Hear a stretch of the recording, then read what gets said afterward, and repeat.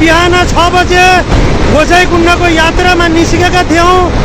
विदुरमा आइपुग्दाखेरि धन्य धन्य भगवानको कृपाले भन्नुपर्छ 1 सेकेन्ड भनौँ या 2 सेकेन्ड भनौँ हामी उकालो निस्किन सफल भयौँ र अहिले हामी सपरिवार सकुशलै रहेको जानकारी गराउन चाहन्छु। कोही पनि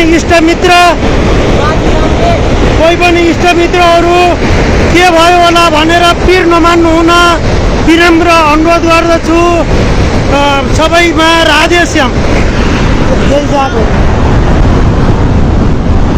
रसुवाको भोटेकोसीमा अचानक उर्लियो भीषण बाढी, स्याफुर बेसीका बस्तीहरू तहस नहस, हाइड्रो पावर समेत बगायो। चितवनका बासिन्दा सम्मलाई सतर्क रहन सुझाव। पशुबिन यति बेला रसुवाको भोटेकोसी नदीमा ठूलो डर हाइवे पनि पुर्यो है। अब यहाँनिर रोड बस्दैन त है, पुल पनि लाला त है।